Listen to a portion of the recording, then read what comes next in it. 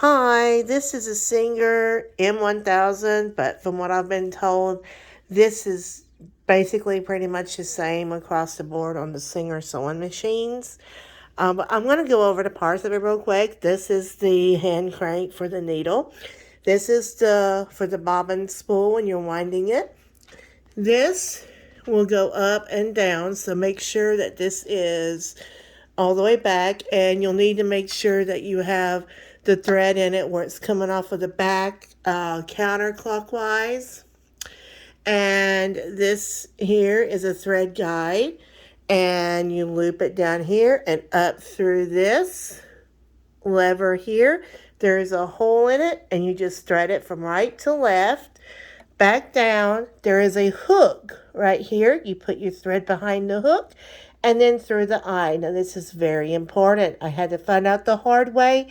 The presser foot has to be up whenever you thread your needle, and this arm needs to be all the way up. Otherwise, your thread may get caught up in the shuttle.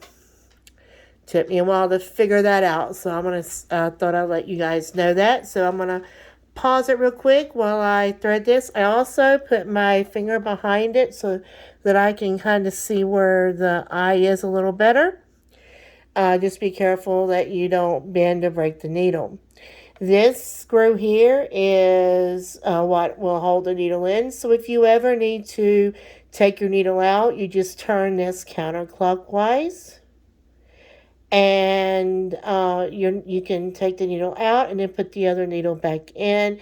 The flat side will go towards this, the back. This is the front and this is the back. So you'll have the flat side of the needle facing the back of the machine and the rounded side towards you, and it should just go right on in there. So let me pause this quickly and let me thread it. Okay, I'm having a time getting this thread in that little bitty eye. So this is called a needle threader. Now, most of you may know what it is, but I know someone who had never seen one and did not know what it's used for.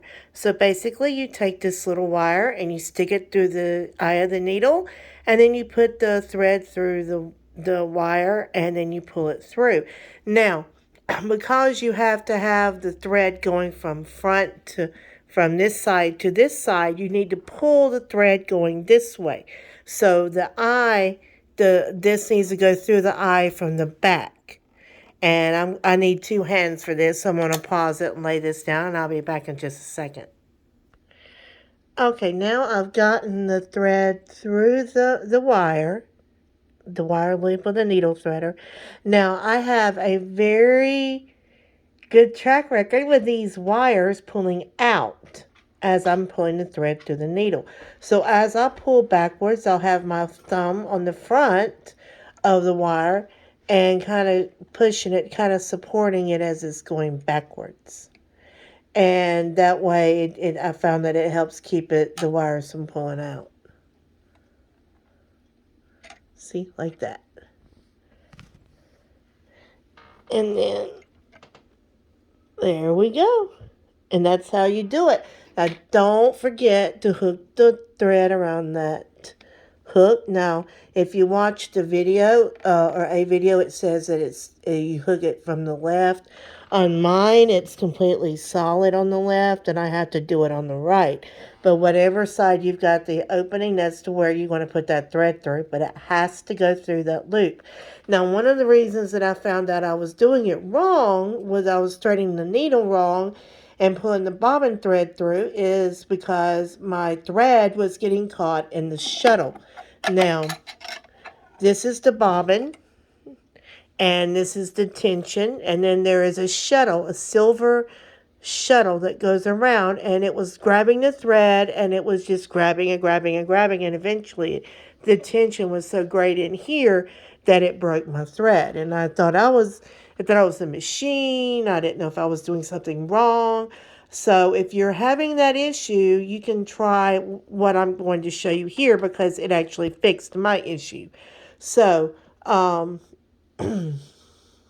what we do is once you've got that pulled through, your bobbin, and I'll show you how you wind your bobbin in another video, but you've already got your bobbin wound and in here, and you want to make sure, whoops, I dropped it. Okay, now when you get your bobbin, it's already wound, make sure that the thread is coming off of the top, so that when you pull it, you see, I'm going to show you here. See how it is? It's off of the top. So when I pull it, it's actually going to go, the spool is going counterclockwise as I pull to the left. And that's how you know it's wound correctly. Now this thread here is going to go into the bobbin case at the top. Remove my excess of that out of the way.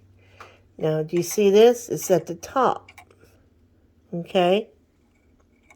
Now, what you're going to do is take your string and you're going to pull it this way, and then you're going to lay it on top of the tension spring right there, and that's how it's going to be.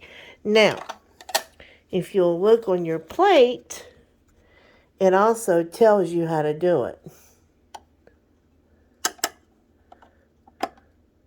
Also, if you need to pull out any threads, you can just pull that out and get the threads.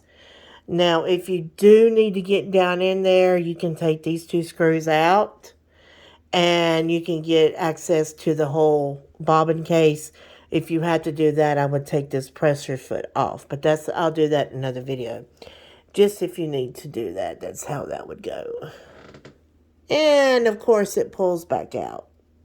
Dang it. All right, let me get this re-threaded and I will be right back. Okay, I've got that needle re-threaded, and you see I've got it going through this hook here, going through the eye, and I haven't done anything else. Now, what you have to do is, using your manual crank right here, you have to lower, well, first you have to lower the presser foot, then you lower your needle one time, and it grabs the bobbin, the bottom thread. So then I'm supposed to hold the thread while I do it. You hold the thread. Oh, well, it did it. Okay. The book says you hold the thread, and very lightly, and when you do that, and it makes a loop that grabs this bobbin. I'm glad it did it because I'm doing this by myself, and it's kind of hard.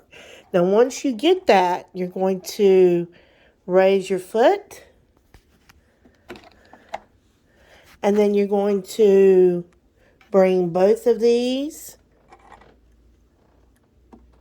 under the foot into the back, and then you are ready to sew.